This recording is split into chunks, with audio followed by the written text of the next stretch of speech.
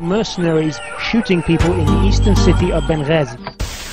Il est entouré d'un corps de mercenaires payés grassement. African mercenaries.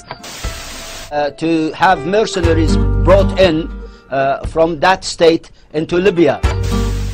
Geneviève Garrigos, présidente d'Amnesty International France, fut invitée sur le plateau de France 24 le 22 février 2011, soit le lendemain des prétendus tirs et bombardements de l'armée libyenne sur les populations civiles. Une histoire depuis démentie par de nombreux faits et témoignages.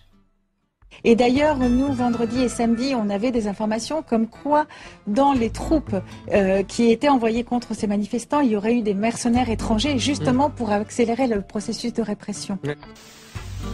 Geneviève Garrigos nous dit donc disposer d'informations sur des mercenaires étrangers aux côtés de l'armée régulière libyenne. Cette information sera également présentée au Conseil des droits de l'homme des Nations Unies par le docteur Slimane Bouchiguir. Ces mercenaires semblent avoir reçu carte blanche pour piller et tuer indistinctement tout civil. Pourtant, 5 mois plus tard, et après enquête de Donatella Rovera en Libye, le discours de Geneviève Garrigos face à notre caméra sera complètement différent. Geneviève Garrigos, bonjour. Vous êtes la présidente d'Amnesty France. Je voudrais vous interroger sur plusieurs sujets. Premièrement, Donatella Rovera, conseillère sur la réaction aux crises chez Amnesty International, s'est rendue 3 mois en Libye. Elle fait état d'emprisonnement de citoyens libyens et étrangers par le Conseil national de transition. Ce dernier, nous les présentant comme des mercenaires. Que pouvez-vous nous dire à ce propos ? Bonjour. Effectivement, dès le départ de la mise en œuvre des troupes anti-Kadhafi, on a eu rumeur de mercenaires qui agiraient à la solde de Kadhafi.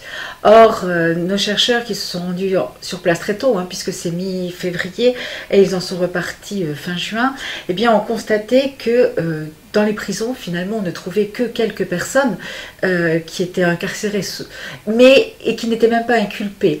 Et de fait, ça a surtout été des rumeurs qui ont été colportées avec des accusations vis-à-vis de personnes qui soit étaient de peau foncée, voire noire, et qui pouvaient être des Libyens, parce qu'on oublie que les Libyens du Sud ne sont pas forcément de type arabe, ou d'autre part des étrangers, ce qui a créé une espèce de peur, de xénophobie, et certains ont été maltraités, voire battus. Bon, certains ont été emprisonnés, et aujourd'hui, force est de constater qu'on n'a pas de preuves concrètes d'utilisation de forces mercenaires par Kadhafi.